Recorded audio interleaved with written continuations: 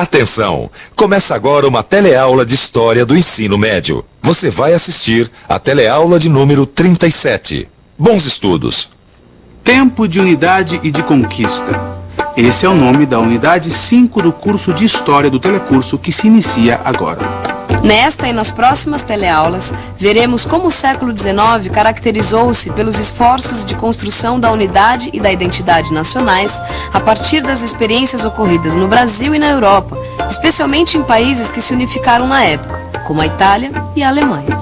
No caso do Brasil, o desafio foi o de manter a integridade da ex-colônia portuguesa e, ao mesmo tempo, forjar uma nação em meio a conflitos que questionavam tanto o modelo político quanto a ordem escravista.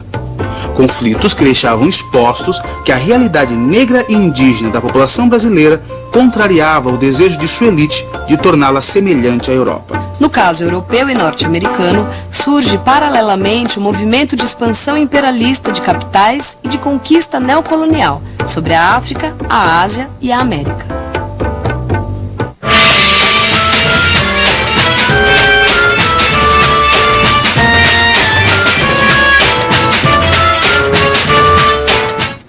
Em 1823, um ano depois da proclamação da nossa independência, um observador estrangeiro escreveu as seguintes anotações sobre o Brasil. O Brasil é um país nascente, um povoado de habitantes de diversas cores que se aborrecem mutuamente. As capitanias não se podem auxiliar mutuamente por estarem separadas por setores imensos, de modo que aquele país não forma ainda um reino inteiro e contínuo. Dá para perceber por esse texto aqui as inúmeras e enormes dificuldades que a antiga colônia portuguesa teria agora para se firmar como nação. Na teleaula de hoje, nós vamos ver como o governo imperial conseguiu derrotar as rebeliões das províncias e preservar a integridade do território brasileiro. Vamos entender como foram reprimidos os vários movimentos separatistas da primeira metade do século XIX. Vamos conhecer também alguns momentos políticos importantes, como a renúncia de Dom Pedro I, o período regencial e a chegada do jovem Dom Pedro II ao poder. Você viu que é bastante coisa, hein? Então presta bastante atenção que a nossa teleaula está começando agora.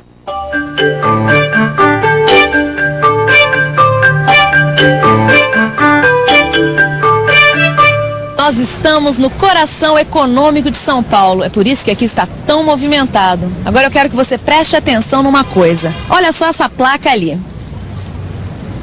Está escrito Frei Caneca. O que será que as pessoas sabem sobre este nome? Quem foi esse tal de Frei Caneca? Não sei. Aí já não sei te dizer. Ele foi um frei, pelo nome Frei, membro da igreja, né? Foi um religioso da época da colonização do Brasil. Quem será esse Frei Caneca e o que será que ele fez para virar nome de rua? Ô Vicente, então isso aqui era o Frei Caneca? Ele mesmo. E olha só que interessante que eu descobri nesse livro. O nome verdadeiro do Frei Caneca era Frei Joaquim do Amor Divino Rabelo. E ele foi um dos principais líderes da Confederação do Equador. Confederação do Equador, tá aí. Nunca ouvi falar sobre isso, não. Oi, por favor, você já ouviu falar na Confederação do Equador? Não. E na independência do Brasil? Óbvio, né? Aí já é brincadeira, já, claro. Já. Pois é, todo brasileiro já ouviu falar na independência do Brasil, não é mesmo? Mas pouca gente conhece a Confederação do Equador.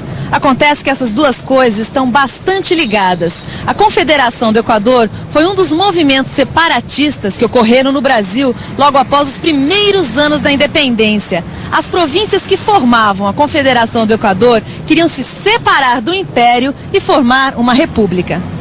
Segui, ó brasileiros, o exemplo dos bravos habitantes da Zona Tórrida. Imitai os valentes das províncias, que vão estabelecer seu governo debaixo do melhor dos sistemas, o representativo. Este é um pequeno trecho do manifesto do pernambucano Manuel de Carvalho Paz de Andrade. Ele está conclamando outras províncias a seguirem o exemplo do Nordeste, que ele chama de Zona Tórrida. Esse manifesto foi escrito no ano de 1824. Julho de 1824. As províncias do Ceará, Rio Grande do Norte, Paraíba e Pernambuco haviam formado a Confederação do Equador. Inspirados no movimento de 1817, os revolucionários nordestinos querem separar a sua região do resto do Império. A ideia é implantar o regime republicano. A repressão do governo imperial é violenta. Os principais chefes da Confederação são condenados à morte. Movimentos separatistas surgem em outras regiões do país. Nos anos que se seguem à independência, cresce o perigo de desintegração do território brasileiro. Bom, agora todo mundo já sabe por que Frei Caneca é nome de rua. É que ele esteve envolvido com a Confederação do Equador.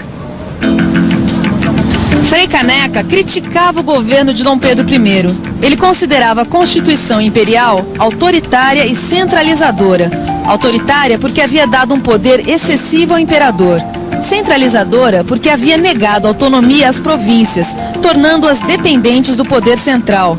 Afirmava Frei Caneca que para os pernambucanos a opressão e a exploração continuavam, só que não vinham mais de Portugal, e sim do Rio de Janeiro, que ele chamava de Nova Lisboa. Para os revolucionários da Confederação do Equador, a independência ainda não havia chegado. Independência para eles significava República Federativa, conforme o modelo norte-americano. Sabe o que isso significava? Significava um país governado por um presidente eleito por mandato determinado. E também liberdade de organização das províncias. Presidente eleito, por que a nossa independência não foi assim? Por que, Vicente, o Brasil independente era uma monarquia? Isso eu não consigo entender. Eu acho que a resposta está aqui, ó. O imperador. Peraí, como assim o imperador?